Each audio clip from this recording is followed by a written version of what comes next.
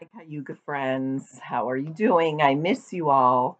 So, we have been talking about the genre of fantasy over the last few weeks, and remember that fantasy stories have things in them that could not happen in real life. Things like magic and talking animals and mythical creatures.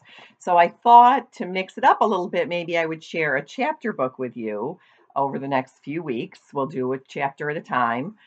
This is one that some of you may know. Some of you may, if you haven't read the book, you may have seen a movie version of it. It's old, it's famous. I love it. It's called Charlotte's Web. It is one of my favorite books, really, of all time.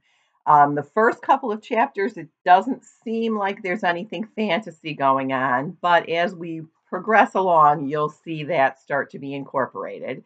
So, Charlotte's Web is written by E.B. White and it has some beautiful illustrations by Garth Williams, which I will show you as we go along. This book was first published in 1952, so this has been a classic for a really long time. Oh, Charlotte's Web. Chapter 1 is called Before Breakfast. Where's Papa going with that axe? Said Fern to her mother as they were setting the table for breakfast. Out to the hog house, replied Mrs. Arable. Some pigs were born last night. I don't see why he needs an axe, continued Fern, who was only 8. Well, said her mother, one of the pigs is a runt. It's very small and weak, and it will never amount to anything. So your father has decided to do away with it. Do away with it? Shrieked Fern. You mean kill it? Just because it's smaller than the others? Mrs. Arable put a pitcher of cream on the table. Don't yell, Fern, she said. Your father is right. The pig would probably die anyway. Fern pushed a chair out of the way and ran outdoors. The grass was wet and the earth smelled of springtime. Fern's sneakers were sopping by the time she caught up with her father. Please don't kill it, she sobbed. It's unfair. Mr. Arable stopped walking. Fern, he said gently, you will have to learn to control yourself. Control myself, yelled Fern. This is a matter of life and death, and you talk about controlling myself?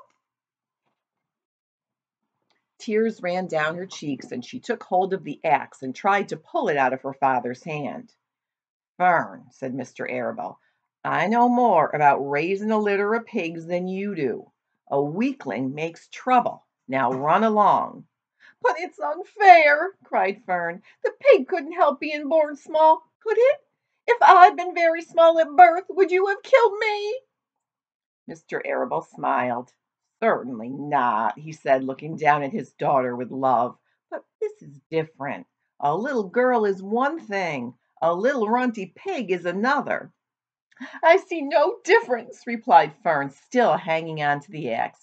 This is the most terrible case of injustice I ever heard of. A queer look came over John Arable's face. He seemed almost ready to cry himself. All right, he said. You go back to the house, and I will bring the runt when I come in. I'll let you start it on a bottle like a baby. Then you'll see what trouble a pig can be. When Mr. Arable returned to the house half an hour later, he carried a carton under his arm. Fern was upstairs changing her sneakers. The kitchen was set for breakfast, and the room smelled of coffee, bacon, damp plaster, and wood smoke from the stove. Put it on her chair, said Mrs. Arable. Mr. Arable put the carton down at Fern's place. Then he walked to the sink and washed his hands and dried them on the roller towel. Fern came slowly down the stairs. Her eyes were red from crying. As she approached her chair, the carton wobbled and there was a scratching noise. Fern looked at her father. Then she lifted the lid of the carton. There inside, looking up at her, was the newborn pig. It was a white one.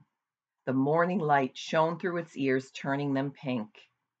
He's yours, said Mr. Arable, saved from an untimely death, and may the good Lord forgive me for this foolishness. Fern couldn't take her eyes off the tiny pig. Oh, she whispered, oh, look at him. He's absolutely perfect. She closed the carton carefully. First she kissed her father, then she kissed her mother, then she opened the lid again, lifted the pig out, and held it against her cheek. At this moment her brother Avery came into the room.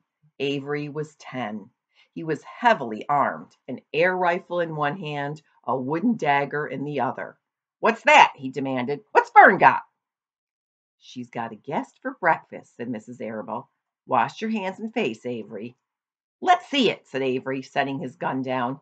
"You call that miserable thing a pig? That's a fine specimen of a pig. It's no bigger than a white rat." "Wash up and eat your breakfast, Avery," said Mother. "The school bus will be along in half an hour." "Can I have a pig too, Pop?" asked Avery. "Nope. I only distribute pigs to early risers," said Mr. Arable. "Fern was up at daylight trying to rid the world of injustice. As a result, she now has a pig. A small one, to be sure, but nevertheless a pig. It just shows what can happen if a person gets out of bed promptly. Let's eat." Now, there's a picture of Avery, Fern's brother. But Fern couldn't eat until her baby had had a drink of milk.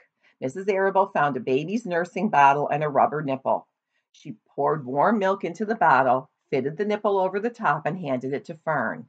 "Give him his breakfast," she said. A minute later, Fern was seated on the floor in the corner of the kitchen with her infant between her knees, teaching it to suck from the bottle. The pig, although tiny, had a good appetite and caught on quickly. The school bus honked from the road. "Run!" commanded Mrs. Arable, taking the pig from Fern and slipping a doughnut into her hand. Avery grabbed his gun and another doughnut. The children ran out to the road and climbed onto the bus. Fern took no notice of the others in the bus. She just sat and stared out the window, thinking what a blissful world it was and how lucky she was to have entire charge of a pig. By the time the bus reached school, Fern had named her pet, selecting the most beautiful name she could think of. "Its name is Wilbur," she whispered to herself. She was still thinking about the pig when the teacher said, "Fern, what is the capital of Pennsylvania?" "Wilbur," replied Fern dreamily. The pupils giggled and Fern blushed. Okay, that is Fern with Wilbur. This is the end of chapter 1, and if you want to continue on, there'll be another link to chapter 2.